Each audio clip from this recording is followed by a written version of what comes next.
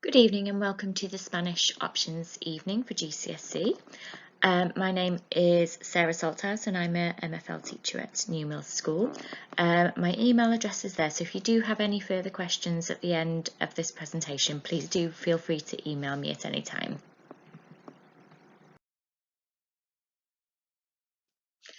At New Mills School, we study the AQA Spanish GCSE course, and during the 2 years we cover 3 different themes, and this allows us to develop a really strong understanding of the Spanish language as well as the culture in the Spanish-speaking world.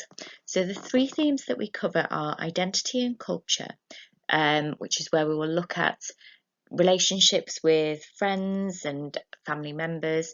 We'll look at customs and festivals, not just in Spain, but in many Spanish-speaking countries. We look at what we use technology for, what we do in our free time. We also look at local, national and global areas of interest. So that's our second theme. So this is where we really get an in-depth look on the environment, talking about social issues and what global problems concern us.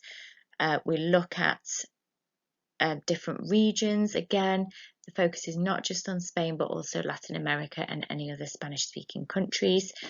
We'll look at travel and tourism. And then our third theme is current and future study and employment. So we'll talk about what we like at school, what subjects we like to study, what jobs we might like to do in the future, and where languages can take us.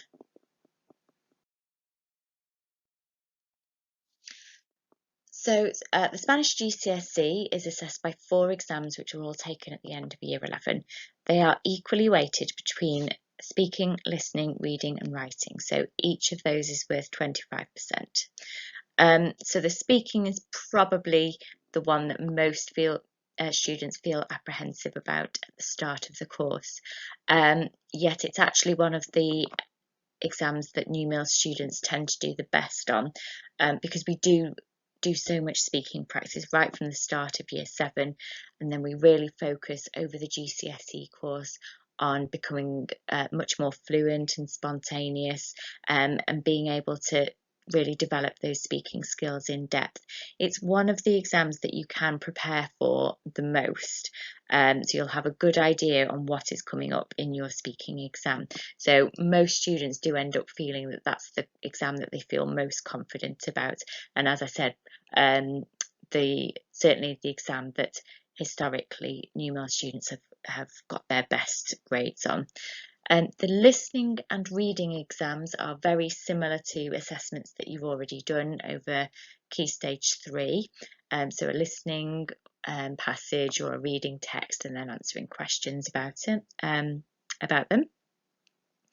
then the writing exam will include some short translations and then some longer pieces of writing, between 40 to 150 words, depending on the question, about the topics that you've studied over the 2 years.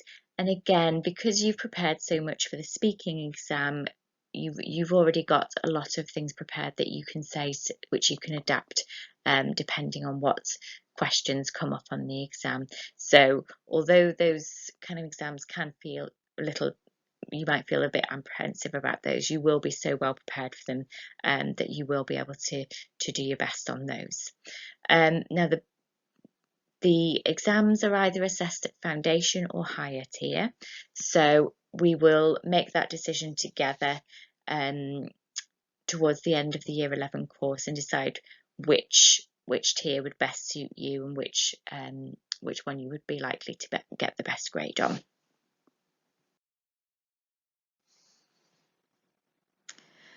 So languages is one of those subjects that really does combine so well with lots of other subjects. It's a really complementary subject to many A-level and university subjects.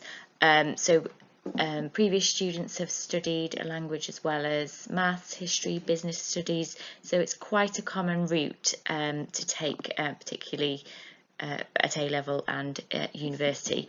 In addition, there are some universities that do require a GCSE language in order to study any subject, so it's certainly worth checking that out if you do know what you want to do already.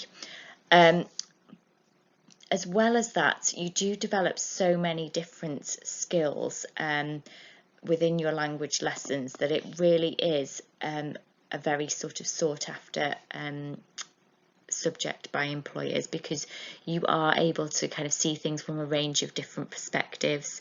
You develop really high problem solving skills.